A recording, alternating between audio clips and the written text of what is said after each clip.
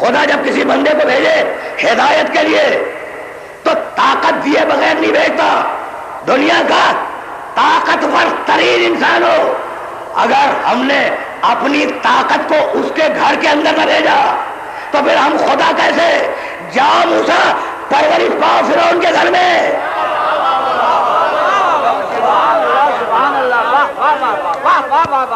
پہنچ گئے نا؟ پہنچ گئے. اب ذرا تاریخ موسیٰ پہ رکے رہو، تاریخ موسیٰ پہ رکے رہو. منجمین نے کہہ دیا تھا. اچھا فرعون کو پہچانتے ہو؟ فرعون کتنا بڑا طاقتور.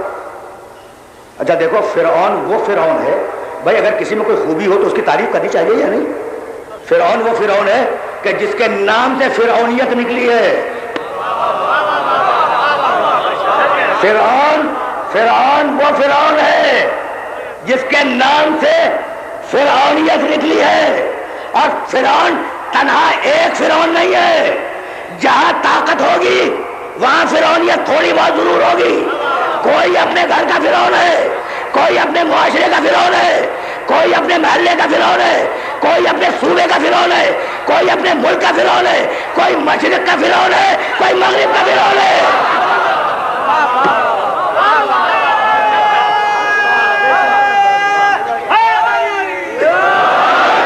وہ جو مقام بلند سے میری مراد ہے تخت سے اعلان کر رہا تھا، نعوذ باللہ انا ربکم الاعلی، انا ربکم الاعلی، میں تمہارا سب سے بڑا رب ہوں. تو وہ جو دعویٰ کرے کہ میں رب ہوں، وہ جو دعویٰ کرے کہ میں خدا ہوں، اس کے گھر میں پروردگار نے موسیٰ کو بھیجا یا نہیں؟ اب یہاں دیکھو فرعون کا اقتدار اور یہاں دیکھو پروردگار کا منصوبہ. منجمین نے کہہ دیا منجمین کی آواز فرعون کے کان تک پہنچ گئی کہ ایک بچہ پیدا ہوگا جو تیری حکومت کو نیست و نابود کر دے گا. دعائیں بھیجی گئی، پیٹ چیک کروائے گئے عورتوں کے کہ کہاں حمل ہے. اس کے باوجود، اتنی چیکنگ کے باوجود آنے والا آ گیا. اقتدار نہیں روک پاتا. خدا کی قسم اس بات کو یاد رکھنا، اقتدار آنے والے کو روک نہیں پاتا ہے. ایک آنے والا ابھی اور آنے والا ہے اور اقتدار اسے روک نہیں پائے گا.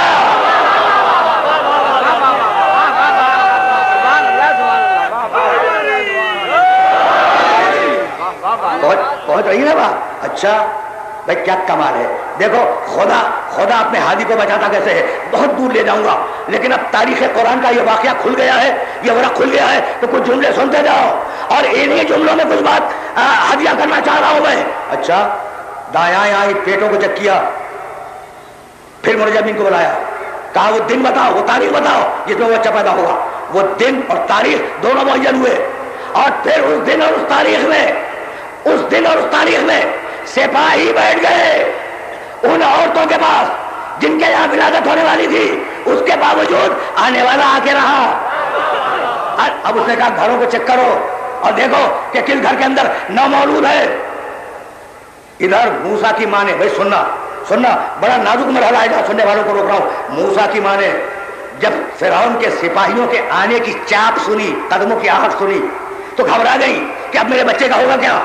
سب کو واقعہ معلوم ہے اور اس واقعے میں رکنا نہیں چاہتا ہوں. ایک مرتبہ موسیٰ کی ماں کے ذہن میں یہ آیا کہ یہ جو تنور ہے سپاہی یہاں تک نہیں جائے گا، تنور تک نہیں جائے گا. بچے کو اٹھایا، تنور میں ڈال دیا، سرپوش رکھ دیا. سپاہی آئے اور موسیٰ کی ماں اندر بہت خوش ہے کہ میں نے بچے کو بچا لیا، میں نے بڑی ذہانت کا کام کیا. ادھر کنیز اٹھی. سپاہی قبروں کو دیکھ رہے ہیں کہ کوئی چھوٹا بچہ تو پیدا ہوا، نوزائیدہ نومولود کوئی پیدا ہوا چھپا ہوا تو نہیں ہے. سپاہی قبروں کو چیک کر رہے ہیں. ادھر کنیز گئی، اس نے تنور میں آگ لگا دی. اب اگر موسیٰ کی ماں چیخے بچہ جب بھی مرتا ہے، نہ چیخے بچہ جب بھی جل کے مر جائے گا. موسیٰ کی ماں کرے تو کیا کرے؟ ایک مرتبہ قدرت نے آواز دی، موسیٰ کی ماں تم صرف پیدا کرنے والی ہو، میں اسے نبی بنانے والا ہوں. کیا کمال کی بات ہے. موسیٰ کو کسی جنگل میں پیدا کر دیتا، موسیٰ کو کسی دشت میں پیدا کر دیتا، موسیٰ بہت دور پیدا ہو جاتے. نہیں، موسیٰ کو پیدا کیا مصر کے شہر میں، اور شہر میں پیدا کرنے کے بعد موسیٰ کو بھیجا فرعون کے گھر میں. رک جاؤ اب پرورش ہو رہی ہے موسیٰ کی فرعون کے گھر میں، ہو رہی ہے نا. میں نے ابھی 2-3 دن قبل اپنی ایک تقریر میں کہا تھا کہ نبی مشرک کا کھانا نہیں کھاتا، نبی مشرک کا ذبیحہ نہیں کھاتا. تو میرے ایک محترم سننے والے نے مجھے روکا بھیجا دوسرے دن کہ جناب پھر موسیٰ فرعون کے یہاں کیا کھاتے رہے. مجھے خدا کی قسم بڑی خوشی ہے، مجھے بڑی خوشی ہے کہ میرے سامعین میری باتوں کو توجہ سے سن رہے ہیں، میری کجبج بیانیوں پر توجہ دے رہے ہیں. مجھے خوشی ہے بھائی. پہلا جواب تو یہ ہے کہ میں نے جو آیت پڑھی وہ شریعت قرآن کی تھی اور موسیٰ کا عمل شریعت توریت پہ ہے.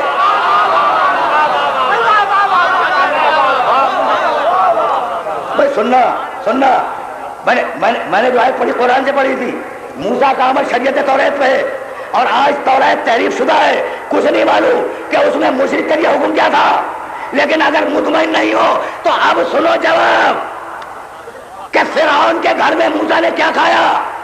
فرعون کے گھر میں موسیٰ نے کیا کھایا؟ بھائی جھولا بہتا ہوا فرعون کے گھر تک آیا. موسیٰ فرعون کے گھر میں گئے، دودھ پلانے والیاں بلائی گئی اور جب بھی کسی دودھ پلانے والی نے اپنا دودھ پلانا چاہا موسیٰ نے منہ پھیر لیا. اور اب قرآن نے آواز دی حرمنا علیہ المراضع من قبل، ہم نے موسیٰ پر دوسری دودھ پلانے والیوں کا دودھ حرام کر دیا تھا. ہم نے موسیٰ پر دوسری دودھ پلانے والیوں کا دودھ حرام کر دیا تھا. تو جو اللہ موسیٰ کی غذا کا شیر خارگی میں خیال رکھے، کیا وہ نوجوانی میں اور جوانی میں موسیٰ کی غذا کی طہارت کا خیال نہیں رکھے گا؟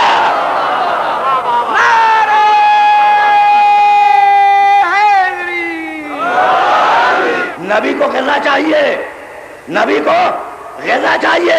موسیٰ کی ماں فرعون کے گھر میں جاؤ. اچھا تو بچے کی 2 ضرورتیں، ایک غذا ایک تربیت. ایک غذا ایک تربیت. غذا دے موسیٰ کی ماں، تربیت کون کرے؟ فرعون کی بیوی. اور کون سی بیوی؟ ضرب اللہ مثلا للذین آمنوا امرأۃ فرعون. اللہ مومنوں کے لیے مثالیہ بناتا ہے فرعون کی بیوی آسیہ کو. فرعون اپنے زمانے کا سب سے بڑا کافر، آسیہ اپنے زمانے کی سب سے بڑی مومنہ. کتنی بے جوش شادی ہے.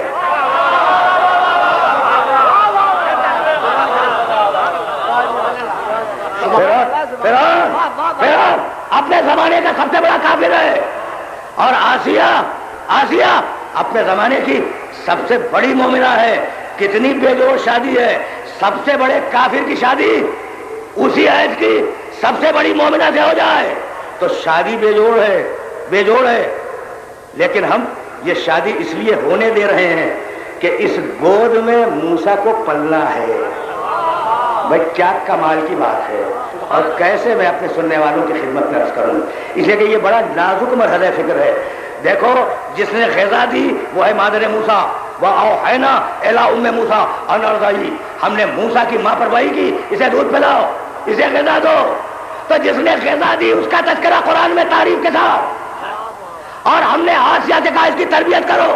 جس نے تربیت کی اس کا تذکرہ قرآن میں تعریف کے ساتھ. غذا دینا الگ کام ہے، تربیت کرنا الگ کام ہے. جس نے تربیت کی وہ بھی قابل تعریف، جس نے غذا دی وہ بھی قابل تعریف. بھئی یہ 2 الگ الگ شخصیتیں تھیں.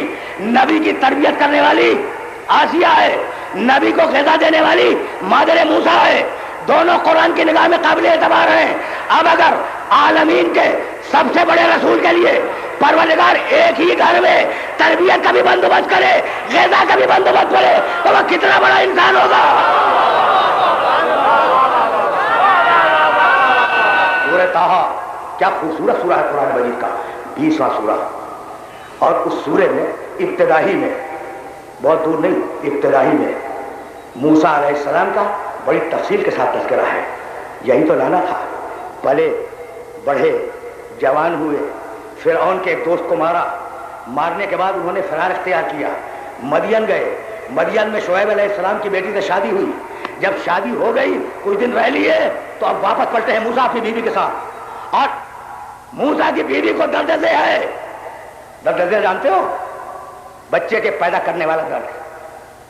بچے کے پیدا ہوتے وقت جو درد ہوتا ہے نا، اس کا نام ہے درد دل. ایسے عالم میں سفر، تاریک رات، شدید سردی، تاریک رات شدید سردی، موسیٰ اپنی بیوی کو لے کے جا رہے ہیں. ایک مرتبہ ایک پہاڑ سے انہیں آگ نظر آئی. اپنی بیوی کو آواز دی، جاؤ دیکھ لو، قرآن میں ایک ایک لفظ کو ملا لینا میری بات سے. آگ نظر آئی پہاڑ کی چوٹی پر. اپنی بیوی سے کہنے لگے کہ بڑی شدید سردی ہے اور تم تکلیف کے عالم میں ہو، مجھے اجازت دو کہ میں آگ لے آؤں تاکہ ذرا ہم کچھ گرمی حاصل کر سکیں. پہنچے اس آگ کے پیچھے، ہرے بھرے درخت میں آگ لگی ہوئی تھی، اور وہ درخت کہہ رہا تھا انی انا ربک فاخلع علیک فانک بالوادی المقدس طوی.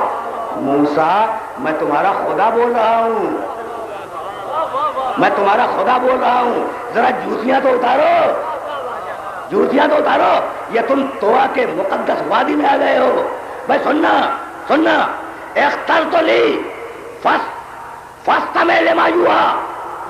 موسیٰ بھائی بہت توجہ ہے، اس لیے کہ اگر یہ بات پہنچ گئی تو میری آج کی محنت سوارت ہے. موسیٰ ہم نے تمہیں اپنے لیے منتخب کیا ہے اور ہم تمہیں نبی بنا رہے ہیں. اب تم پر وحی آ رہی ہے، انی انا اللہ لا الہ الا انا فاعبدنی واقم الصلاۃ علی ذکری.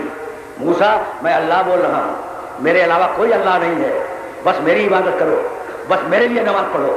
سن رہے ہو نا؟ سن رہے ہو؟ اللہ تو پہ بلا کے بیوی درجے میں مبتلا ہے. دیکھو کیا امتحان ہو رہا ہے نبی کا، کیا امتحان ہو رہا ہے نبی کا. کوئی دوسرا ہوتا تو بھاگ جاتا کہ بیوی درجے میں مبتلا ہے، لیکن یہی تو کمال تہذیب نفس ہے. یہی تو کمال تہذیب نفس ہے. انی بھائی عجیب و غریب مرحلہ فکر ہے جہاں اپنے سننے والوں کو لے گیا.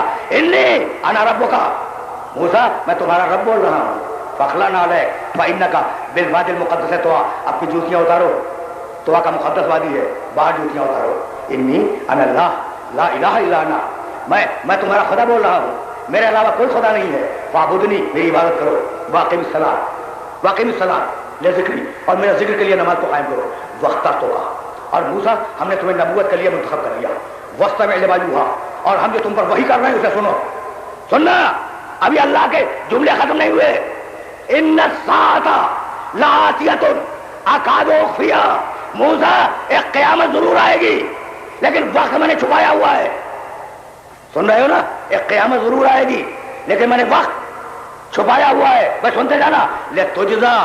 لتجزا کل نفس بما تسعی. یہ قیامت اس لیے کروں گا کہ ہر انسان کو عادل کے مطابق اسے جزا دے دو. موسیٰ اپنے ہاتھ کو بغل میں رکھو، پھر نکالو، ید بیضا بن جائے گا. موسیٰ یہ عصا پھینکو، یہ عصا پھینکو. موسیٰ نے عصا پھینکا، سانپ بنا. کہا موسیٰ مت گھبراؤ، ہاتھ ڈال دو، عصا کو اپنے ہاتھ میں لے لو، یہ پھر واپس عصا بن جائے گا. موسیٰ کو تجربہ کروایا، ید بیضا دیا، عصا کو معجزہ بنایا. معجزہ بنانے کے بعد کہا اب جاؤ، اذهب الی فرعون انہ طغی. جاؤ موسیٰ فرعون کے دربار میں جاؤ، اسے بڑی سرکشی اختیار کی ہے. سب کو یاد ہے موسیٰ کی دعا، قال رب اشرح لی صدری ویسر لی امری واحلل عقدۃ من لسانی یفقهوا قولی واجعل لی وزیرا من اہلی ہارون اخی. پروردگار پوری آیتوں کا ترجمہ نہیں کروں گا. جاؤ موسیٰ فرعون کے دربار میں جاؤ. پروردگار پہلے ہارون کو وزیر بنا دے. جب جاؤں گا پہلے نہیں جاؤں گا. نہیں، بڑا پڑھا لکھا مجمع میرے سامنے ہے اور حد نگاہ تک میرے محترم سننے والے سن رہے ہیں. بھائی میں اپنے گھر سے نہیں بول رہا ہوں، یہ میری پرائیویٹ ڈائری میں نہیں لکھا ہوا ہے، یہ قرآن کے سورہ طٰہٰ میں لکھا ہے. سورہ طٰہٰ 20واں سورہ ہے. موسیٰ میں اللہ بول رہا ہوں، موسیٰ میں نے تمہیں نبی بنایا. موسیٰ قیامت آئے گی، موسیٰ عدل کے مطابق فیصلے کروں گا. تو موسیٰ توحید کو مانو، موسیٰ عدل کو مانو، موسیٰ نبوت کو مانو، موسیٰ قیامت کو مانو. اب موسیٰ اڑ گئے کہ پروردگار جب تک امامت دے کے اصول دین مکمل نہیں کرے گا.